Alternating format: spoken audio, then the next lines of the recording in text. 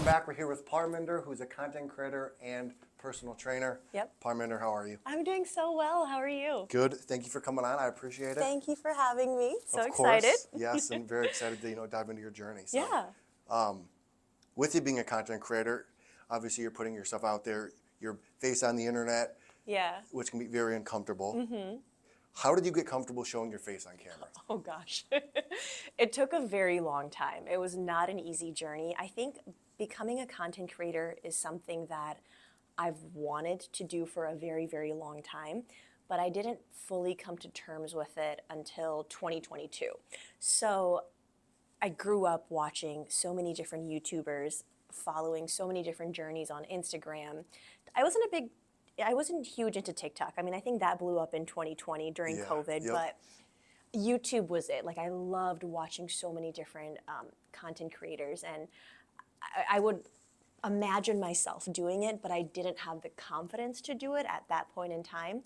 So it took a very long time, a lot of therapy, to finally be like, okay, this is what I want to do. I'm going to start doing it. So it didn't happen overnight, just through a lot of therapy, a lot of healing, and that's how I was finally able to put myself out there. And a lot of acceptance too, just accepting the fact that this is who I am and this is what I want to do.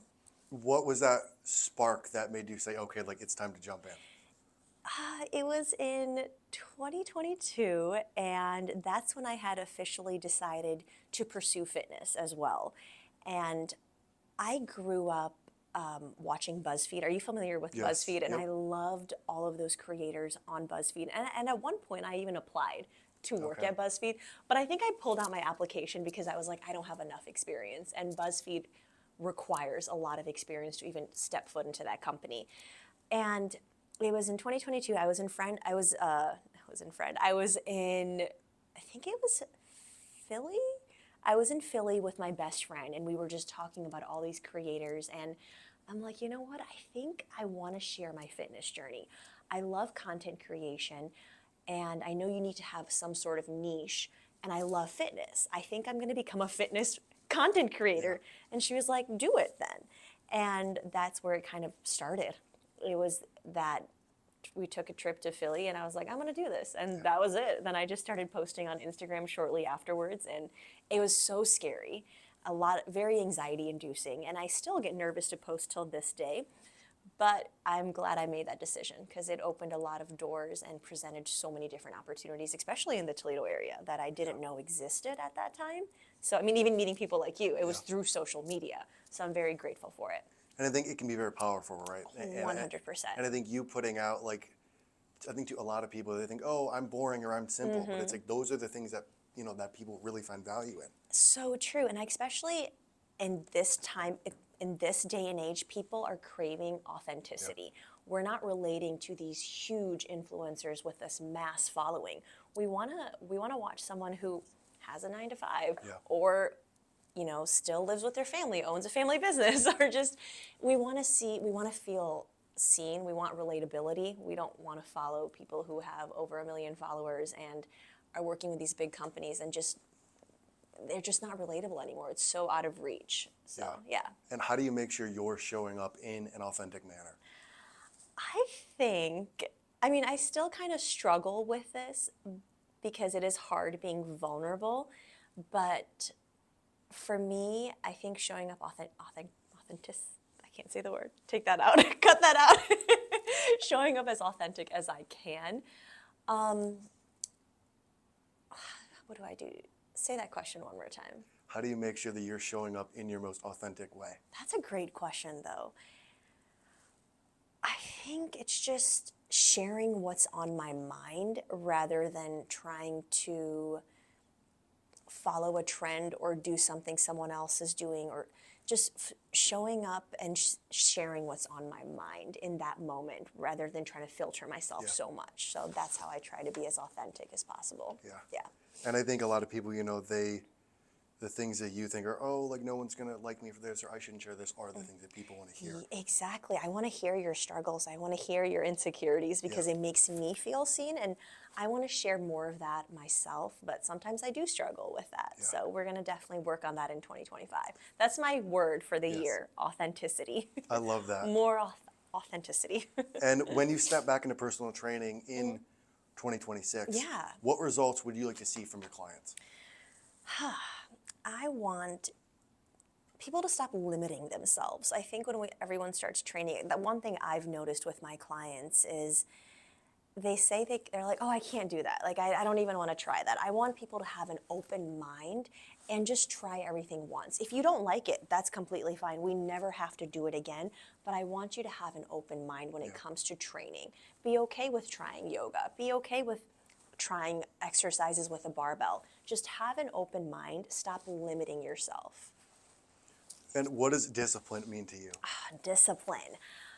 I think discipline means showing up imperfectly every single day. I don't think it means having this strict routine and being perfect every single day. It's just taking those small steps every single day that are leading you towards your goal. So when I first started working out, I was like, I have to work out 6 days a week. Yeah. Every workout has to be hardcore. I have to be sweating, grinding. And I realized that's just not, I'm not going to show up to the gym 6 days a week, especially as a beginner. I'm just going to burn myself Yeah. out. And I slowly realized that discipline means just showing up every single day, but with the energy that you have in that time. So for example, it means, so maybe I don't feel like going to the gym, but I still show up and do whatever I can with the limited energy that I have. Just maybe it's like showing up and walking on the treadmill for 30 minutes. That's fine. So just showing up every single day imperfectly, not perfectly, and not being so hard on yourself, because even if you work out 3 times a week, you're going to see so many results. It's better than not doing anything at all. It means even just doing 10 push-ups every single day in your house is better than not doing anything.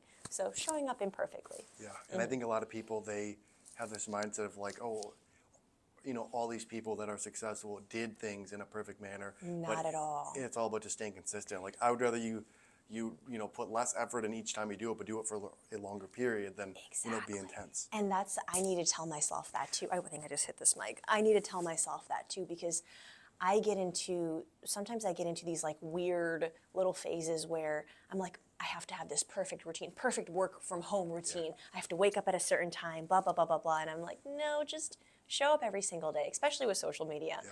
I took a long hiatus, but now if I want to show up, I'm like, I need to show up imperfectly every single day. So I'm not perfect. I'm not disciplined all the time. I still need to continue practicing what I preach. So. And when does fitness turn from healthy to unhealthy, in your opinion? Ooh, that's a good question. I think when it comes to, I understand it's, sometimes in your fitness journey, you do have to be obsessive, and that's okay. But I think it's important to remember that you can't be obsessive every single day for the rest of your life. That's when it turns unhealthy. So I know I mentioned to you earlier that I'm going to start training for a bikini competition.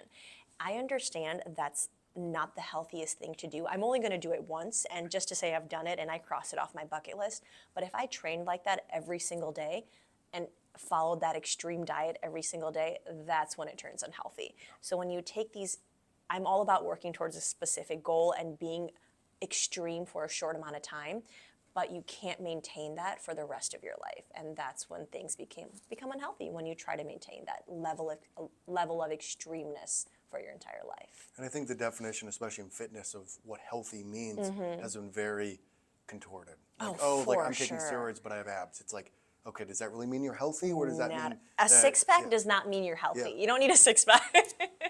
Because just because of the way my genetics are, I struggle to even get a six-pack. Even at my leanest, when I was trying to achieve that chiseled definition in my stomach, I couldn't.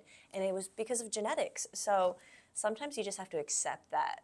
There's so much that comes into play with fitness. Abs doesn't mean health. Yeah. And you have to be okay with that. Absolutely. And in 2011, you struggled with the eating disorder. I did. Throughout that journey, what did you learn about yourself? I'm pretty resilient. I can get through anything. So my eating disorder, it started my end of senior year of high school. I was just graduating, and at the time, I was a very skinny person. I didn't know much about muscle mass. I worked out, but it was like spinning classes, workout classes at the gym. I didn't know anything about building muscle, and one of my family members, and I don't think he was trying to be rude in any way, but he was like, oh, your face kind of got chubbier. And that like hit me. And it was my eating disorder, I think it helped me relate to other people in that experience who had gone through that experience. Because I remember being in high school and seeing a girl walking down the hallway, and she was so skinny. And in my head, I'm like, just eat. Like, why is it so hard for you to eat? Like, you're clearly sick, just eat. And now I was in that position. Everyone around me was telling me, just eat. Like, what's going on with you? But in the mirror, I looked fat. Like, it is such a mental game. There's so much going on in your brain. And I was like, I can finally relate to people who have gone through this experience. And wow, I was so mean to people like that. I mean, I would never say it to their faces, but behind their backs, I was judging them. I'm like, just eat. It's not that hard. Yeah. And then I went through it, and I was like, wow, I was so mean to people. And you just never know what someone is going through. So the last thing you should be doing is judging them at any point. But yeah, I learned that I'm resilient and that I can get through anything, because that eating disorder, it lasted.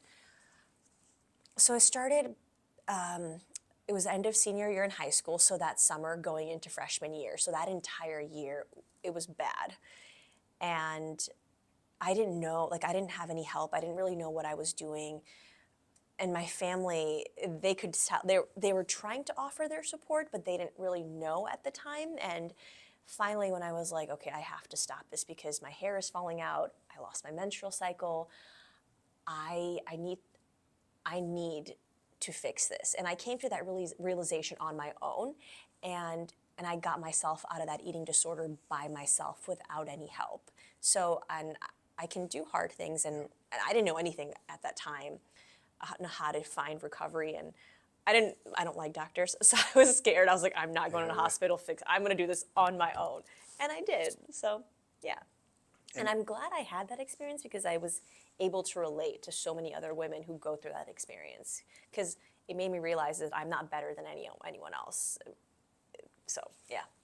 Yeah, and with your comment on doctors, I think the modern medical system combined with mass media and those corporations really push this ideal image on both sides of the spectrum of like, what does healthy look like? You should look like this, or you shouldn't look like this. And I definitely think that plays a factor into women and men thinking they have to look a certain way. Right, I agree.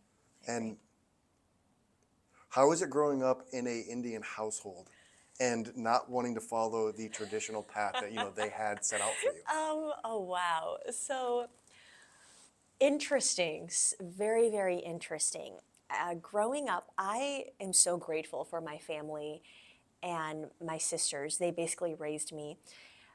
So grateful for all of them. Let me start off by saying that. So super grateful.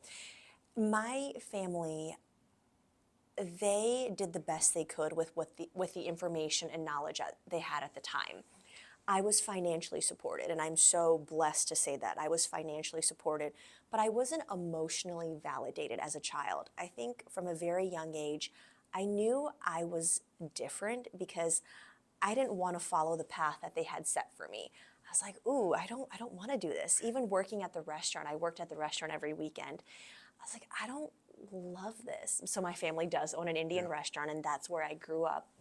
And I was like, I don't love this. I don't want to do this. I don't feel like I belong here. And at a young age, I realized I was a very creative child, but whenever I expressed my ideas, they weren't validated. I was kind of like, no, you shouldn't be doing that. And that really tore apart my confidence. And I feel like my entire 20s were spent rebuilding that confidence and learning how to fall in love with myself. And it wasn't, and I think that's why when I say 28, I was 28 years old when I started finally putting myself out there, because there was a lot of healing that I had to go through. Because most of the time, I thought it was my fault, because I kind of consider myself a little bit of a late bloomer. I mean, throughout high school and college, I worked at the restaurant. I was never really focused on, yes, I was a good student, but I didn't love school. I was never a part of any groups. I was never a part of National Honor Society. There was never that drive to be this amazing student. It was like, okay, I just have to work at the restaurant and just, be content with this and whatever I have to do. But it was, trying to think of like the order of events now. So I graduated in 2016, and I still found myself in the restaurant. And then my mom got hurt. I had to take care of my mom. My grandma was sick, had to take care of her. And it wasn't until 2019 where I left. I decided to leave for Chicago, and I lived in Chicago, worked there for a year, but I came back during COVID. And in COVID, I realized that, okay, I need to get some help, because I don't love myself, and I don't think anyone should go through life not loving themselves or being confident in who they are.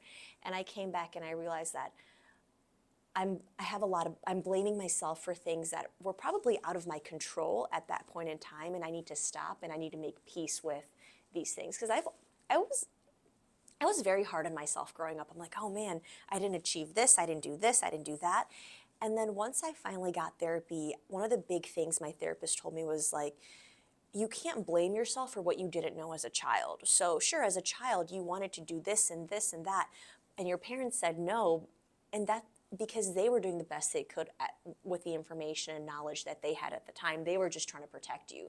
But you also can't put that blame on yourself. Sure, you were 10 years old, you wanted to go act on Disney Channel. How are you supposed to get yourself to the audition? Like, you can't blame yourself for being a 10-year-old who didn't know how to get themselves to an audition. And because that was your parents' job to take you.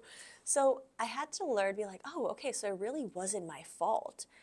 I was conditioned to live a certain way, and I did those things. Sure, they didn't make me happy, but now I'm an adult and I can change the trajectory, struggling with that word. And so, yeah, I'm so glad that I got therapy. I think therapy was 2021, and it was like a little over a year, and saw her every single week, and we worked really hard at this. And it was in 2022 where I was like, okay, this is who I am. And this is what I want to do, so it's time to put myself out there. So it was not easy by any means, and I still struggle with it till this day, because we think so differently. But it's just learning to, I think I was thinking about something last week where I'm finally at a point where I love myself so much, and I'm glad that I'm there. And I love my family because they made me, I am who I am because of them. So let me rephrase that. I don't hate my past at all. I don't hate my childhood at all. Sure, it wasn't what I wanted, but I feel like everything works out the way it should work out. And I'm just really grateful that I had that experience because it made me who I am, and I'm so much more resilient because of it. I know myself so much better. I love myself, and I love my family for the sacrifices they've made. But I can appreciate them, but I don't have to like abide by their value system or their rules or whatever, however they want me to live my life. I can make that decision by myself and be confident in my own decisions. And when you were working through going from hating yourself to loving yourself, what was that emotional process like?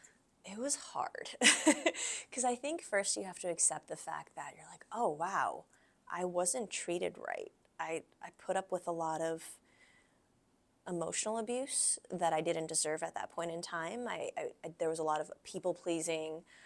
I put up with a lot of things that I shouldn't have, and you feel so sorry for yourself. You're like, wow, I did not deserve that. I did not deserve to go through that. So a lot of grieving for sure. Then you kind of get mad. You're like, oh man, like, why did I do that?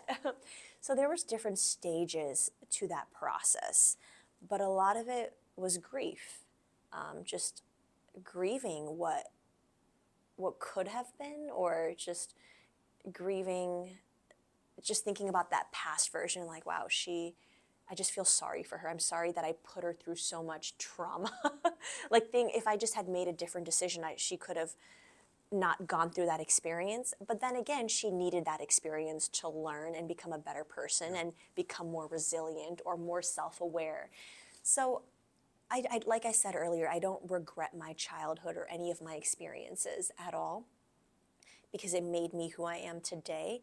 But there was definitely a lot of grief involved, a lot of sadness involved. I have one Yeah. more question for you. Yeah, for sure. If you could have dinner with two people, Dinner with one person from the past and one person from the present, who would it be and why? Okay, can I say like the younger version of myself? I can't say that. No? Oh No. man. Okay, one person from the past and one person from the present. Yes. Who are yours? I want to know because I've never thought about this question I before. want to hear yours first. Ah, It okay. stumps almost every guest. Yeah. Oh my gosh, like I have to think about this. Living or dead? One dead, one living. One dead, one living. It's gonna take us a while. I hope your camera doesn't die. Okay, past. Let's start off with the past.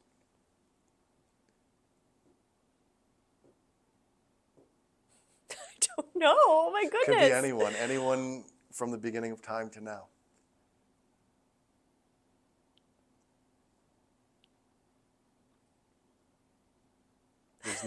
There's no one like that comes to head. There's no one that comes to mind. I've seen people in interviews being asked this question. And they always say these cool people, and I can't think of anyone. I guess I'm not like obsessed with someone enough to be like, oh, I want to meet them. No, like family members that passed away. Family members. Okay, let's do that. Family members. My grandpa, he passed away in 2017. And I always talk about him now because he was one of the strongest people I knew, physically and mentally. He loved working out. He was always outside, gardening, just doing something with his hands. Very hands-on guy. And he passed away in 2017, and I was just thinking about this. I was like, man, you know, if my grandpa was alive today, we'd be working out together. Like, he would experience a different version of me because when I knew him, I wasn't I was sure I was working out, but I wasn't the person that I am today. Yeah. And I think we would have related in just a different way than we had in the past. So I think that one person would be my grandpa for sure, because I just want to work out with him. I'd be like, can I just take you to the gym? Can we just work out together? He had these insane arms. He didn't do anything. Like, he just like lifted things all the time, but he was such an active person. And I don't think he was the nicest guy towards my dad, but he was wonderful to his grandchildren. And I just would want to go and pick his brain because I just want to see what he was like, what he was as a father, just to kind of analyze why my dad is the way he is. And just analyze the family dynamic a little more and be like, oh, why did my dad turn out that way? Just to analyze it. So yeah, it'd be really fun to see him, have dinner with him again. And then present. Okay, this is going to take a minute too now. But definitely my grandpa. Yeah, thank you for sparking that. Present, right now at this point in time. Who do I like? Who do I want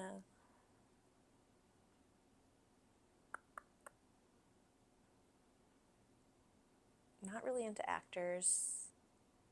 There's not any like fitness people or content creators you want to meet? There were. Just not any. Now I'm at a point where I'm not obsessed with other content creators, because I think before I used to vicariously live through all these content creators, where now it's like I'm finally that person that I've always wanted to become. So there's no one that I've ever wanted now at this point in time. I'm like, oh, I don't want to meet anyone. I'm good. But let me look at my vision board. Let me see if there's anyone on it that I want to meet. Gosh, why is this question so hard? An author that I want to meet. Because I don't really love famous people. So. What about like a niche person like that? A niche person? Like that inspires you? Like maybe like a smaller, I guess, celebrity type person? Anyone where you're like, she inspires me? Okay, yes. I do like a select few content creators. One of them lives in Canada. Her handle is Workout with Gina. I think it'd be really fun to have dinner with her and her boyfriend because they both live in Canada, and it's been interesting to see their journey because they started off as very small content creators, and now they have these wonderful businesses. And I've loved watching their journey because they've been so true to themselves and they've showed every part of it. Like, at one point she was a waitress and she showed that. So I think it'd be fun to just pick their brains or just go work out with them. I think it'd be a lot of fun. But I want to think about this question next further because I don't know. I genuinely don't know. Well, what's going to happen is we're gonna end this, and then you're going to I'll be like, people oh, I got it. That person. Well, that's other questions I have for you. Oh, really? Okay. How can people find you? Okay. And what is one thing you want to leave people with? Yeah, you can find me on Instagram. My handle is PAR_Banga, BANGA. And then eventually we're starting a YouTube channel, so you can find me on YouTube, but it'll all be linked on my Instagram, so you can find me through that. And what do I want to leave people with? What do I want to leave people with? But I also want to know your people first. Okay. What are your people? Who do you want to meet? My past would be, I don't have a name, but I want to meet the first person ever on Earth. Oh, interesting. Very cool. What would you ask them? I want to see how Earth was like before all the craziness. We fucked it with Before our we chemicals messed and it up. everything. Yeah. I really want to see how they live naturally. That's my main. And I then love that. present, which I'm trying to actually get him on the podcast, and I've talked to him on Instagram. His name's Mark Freeman. He makes content about mental health. Oh, very cool. And I was suicidal, and I went to many therapists during the past, and I found him on YouTube after a search of, I was desperate, and I just started watching his content, and he started to change my perspective on thoughts and feelings and all this stuff, and I would love to sit down with him and not only pick his brain further, but just share my gratefulness for him. That's amazing. Yeah. I love that so much. Just to be like, thank you for, saving my life. Where does he live? Canada. Canada. Okay, very cool. So all of our favorites are in Canada. Yes. We should just take a trip to Canada Yeah, right, and just exactly. have a huge podcast with everyone. Yes. What do I want to leave people with?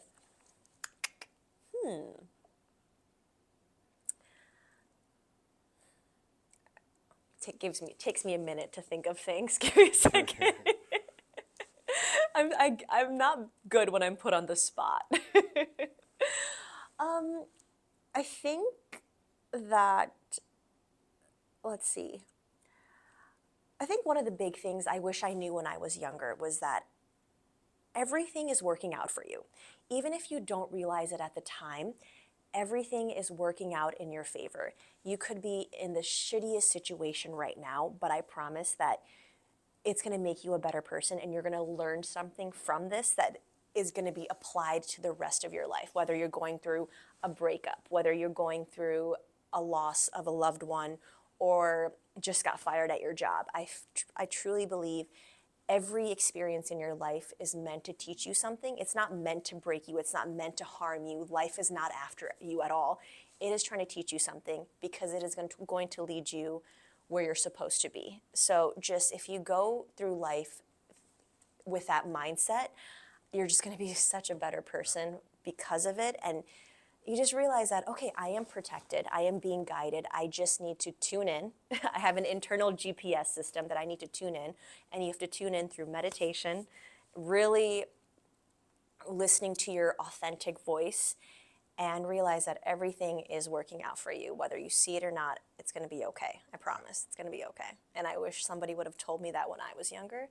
But I know it now, and I'm living my best life. So I'm really grateful for everything that has happened. It's led me to where I'm at, and I'm excited for where I'm going. Super excited. Well, thanks for coming on. I appreciate it. Thank you.